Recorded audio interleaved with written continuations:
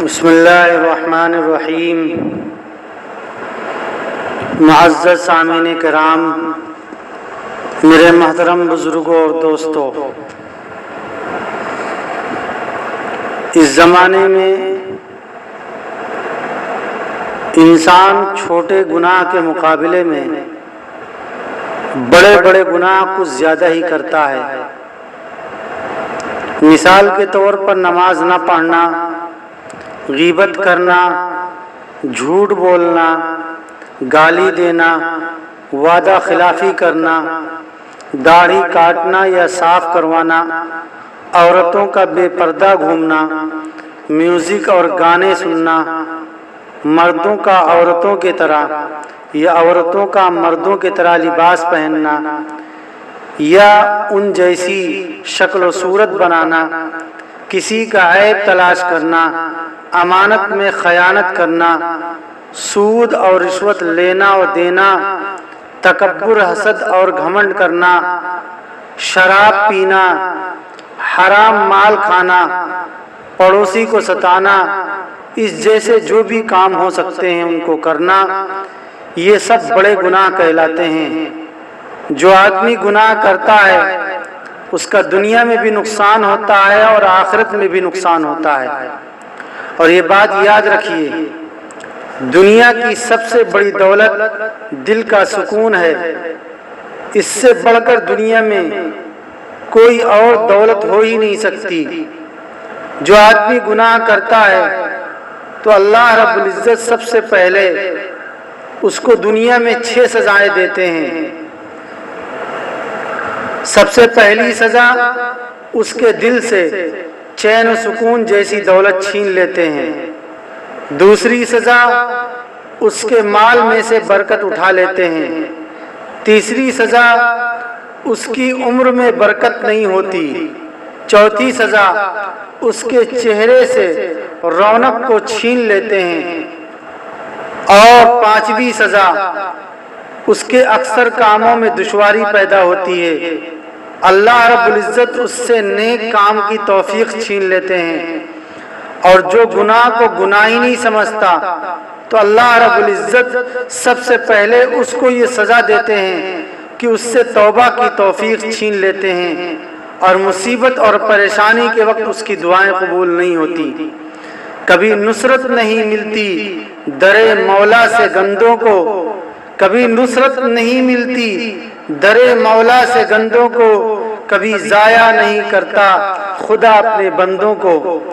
اور جو گناہ پر گناہ کرتا ہے اور توبہ نہیں کرتا تو دنیا کی دوسری مخلوق، چرندے، پرندے، درندے، یہاں تک کہ سمندر کی مچھلیاں اور بلوں میں رہنے والی چیونٹیاں بھی اس کے لیے بد دعائیں کرتی ہیں۔ اور سب سے بڑی محرومی یہ ہے کہ وہ گناہ کر کر کے رسول اللہ صلی اللہ علیہ وسلم جیسی بابرکت شخصیت کو تکلیفیں پہنچاتا ہے، اور جو رسول اللہ صلی اللہ علیہ وسلم کو تکلیف پہنچاتا ہے تو اس کو مرتے وقت کلمہ نصیب نہیں ہوتا۔ ایک آدمی مرنے لگا، کسی نے اس سے کلمہ پڑھنے کے لیے کہا تو وہ کہنے لگا میں چاہتا ہوں کہ کلمہ پڑھ لوں مگر کوئی میری زبان پکڑ لیتا ہے۔ ایک آدمی سے مرتے وقت کلمہ پڑھنے کے لیے کہا گیا تو اس نے کہا میں اس کو نہیں مانتا، اور اسی حالت میں مر گیا۔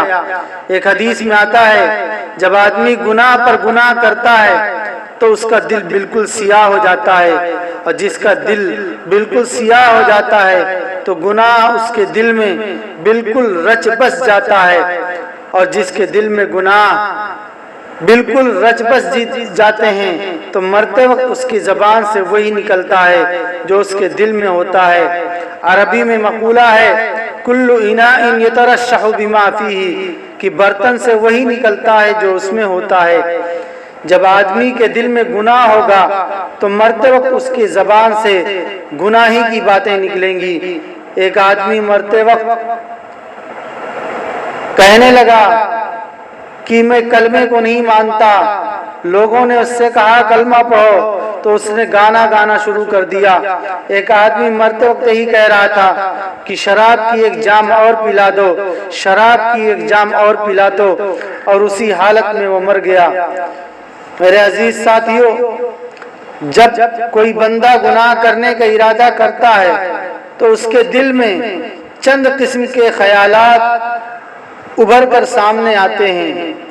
آدمی گناہ کرتے وقت دل میں سوچتا ہے کہ مجھے کوئی نہیں دیکھ رہا ہے، یا یہ سوچتا ہے کہ میرے پاس کوئی نہیں، یا کسی کو کیا پتا میں کیا کر رہا ہوں، یا یہ سوچتا ہے کہ میرا کوئی کیا بگاڑ سکتا ہے۔ جب بندہ یہ سوچتا ہے کہ مجھے کوئی نہیں دیکھ رہا ہے تو اللہ رب العزت اس کے جواب میں فرماتے ہیں ان ربک لبالمرصاد، اے اپنے رب سے غافل انسان، تیرا رب تجھے ایسے گھات لگا کر دیکھ رہا ہے جیسے شکاری شکار کو دیکھتا ہے۔ جو کرتا ہے چھپ کر تو اہل جہاں سے، جو کرتا ہے چھپ کر تو اہل جہاں سے، کوئی دیکھتا ہے تجھے آسماں سے۔ جب بندہ یہ سوچتا ہے کہ میرے پاس کوئی نہیں ہے تو اللہ رب العزت اس کے جواب میں ارشاد فرماتے ہیں وَهُوَ مَعَكُمْ أَيْنَمَا كُنْتُمْ، اے میرے بندو تم چاہے جہاں بھی رہو، ہر وقت میں تمہارے ساتھ رہتا ہوں۔ جب بندہ یہ سوچتا ہے کسی کو کیا پتا میں کیا کر رہا ہوں تو اللہ رب العزت اس کے جواب میں فرماتے ہیں یعلم خائنۃ الاعین وما تخفی الصدور، اے میرے بندے مجھے سب کچھ معلوم ہے جو تو کرتا ہے یا کرنے کا ارادہ کرتا ہے۔ جب بندہ یہ سوچتا ہے کہ کوئی میرا کیا بگاڑ لے گا تو اللہ رب العزت اس کے جواب میں ارشاد فرماتے ہیں ان اخذہ علیم شدید، کہ میری پکڑ بڑی دردناک اور سخت ہے، ولا یوثق وثاقہ احد، اور میں تمہیں ایسے زبردست طریقے سے باندھوں گا کہ تمہیں کوئی دوسرا ایسا باندھ ہی نہیں سکتا۔ انی اعذبہ عذاب اللہ اعذبہ احدا، میں تمہیں ایسی دردناک عذاب دوں گا کہ کوئی دوسرا ایسا عذاب دے ہی نہیں سکتا۔ اے نادان، کب تک تو اکڑ دکھائے گا؟ ایک دن تو میرے جال میں پھنس کر میرے ہی پاس آئے گا۔